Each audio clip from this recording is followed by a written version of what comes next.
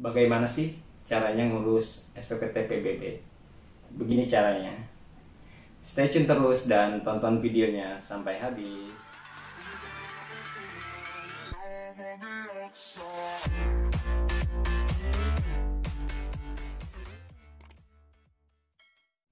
Assalamualaikum warahmatullahi wabarakatuh. Ketemu lagi dengan saya Asmet Bahri, channel yang informatif dan edukatif, mengulas tuntas cara mengurus berkas. Halo, apa kabar kalian semua? Semoga kalian diberikan kesehatan dan keselamatan oleh Allah Subhanahu wa taala. Nah, dalam video kali ini saya akan membahas eh, pernyataan saya di atas bagaimana caranya mengurus SPPT PBB. Nah, dalam mengurus SPPT PBB ada beberapa jenis proses permohonan. Salah satunya adalah balik nama SPPT PBB atau istilahnya adalah mutasi habis. Balik nama SPPT PBB atau mutasi habis adalah proses balik nama SPPT secara keseluruhan.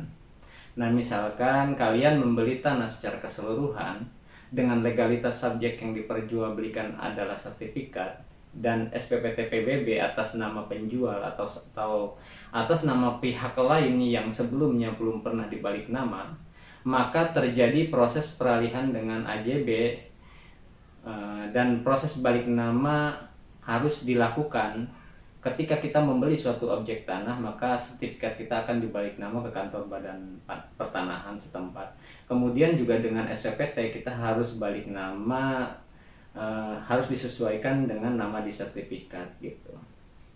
Nah, tujuan dari balik nama SPPT PBB adalah supaya nama di sertifikat dan SPPT PBB sama selain dari luas dan objeknya.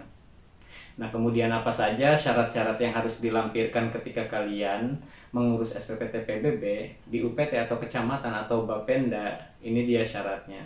Tapi sebelum masuk ke syarat-syarat apa saja atau langkah-langkah apa saja dalam mengurus SPPT PBB, dalam mengurus SPPT PBB itu kita bagi dalam dua cara ya. Yang pertama, kita bisa, kalau kita tidak ada banyak waktu dalam mengurus SPPT PBB, kita bisa minta bantuan pihak RT untuk mengurus SPPT tersebut. Artinya Pak RT lah yang jalan untuk mengurus SPPT tersebut.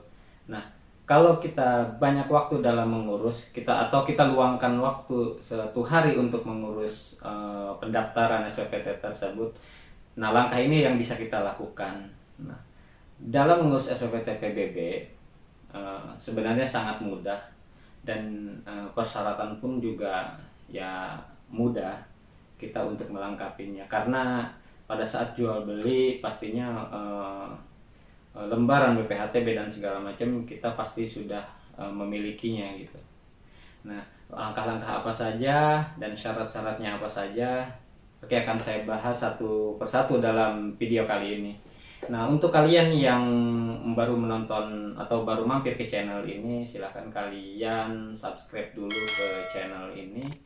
Semoga channel ini makin bermanfaat dan makin berkembang. Apa langkah-langkahnya atau syarat-syaratnya yang harus kita siapkan dalam mengurus SPPT PBB? Yang pertama adalah fotokopi identitas wajib pajak.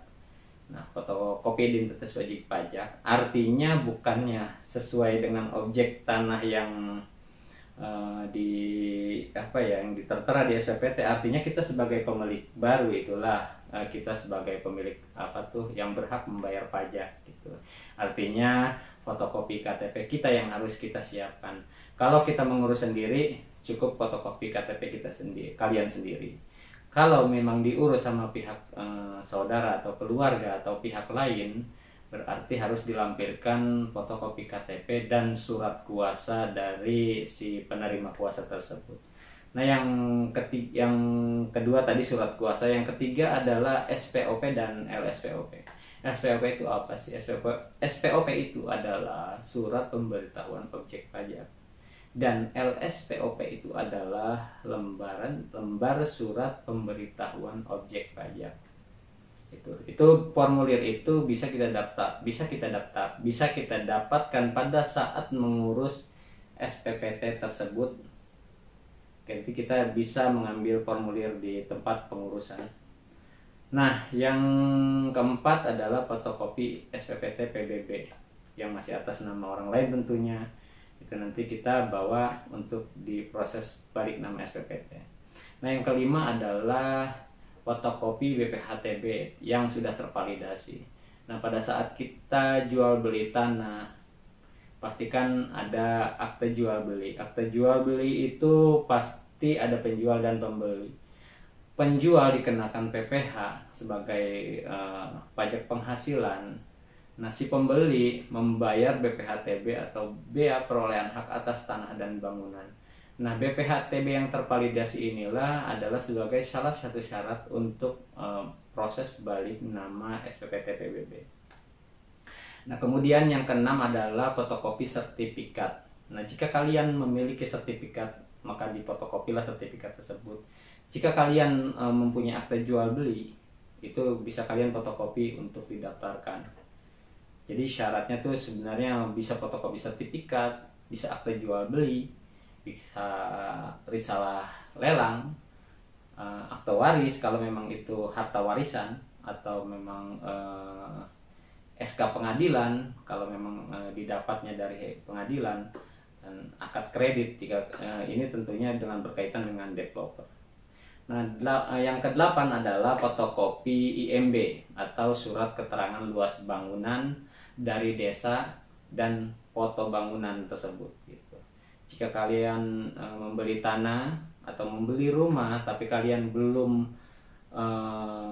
di SPPT-nya belum terdapat bangunan, tapi di rumah kalian sudah ada bangunan, tapi kalau mengurus IMB itu butuh proses dan agak lama dan panjang mungkin barangkali, atau memang uangnya belum ada dalam mengurus IMB.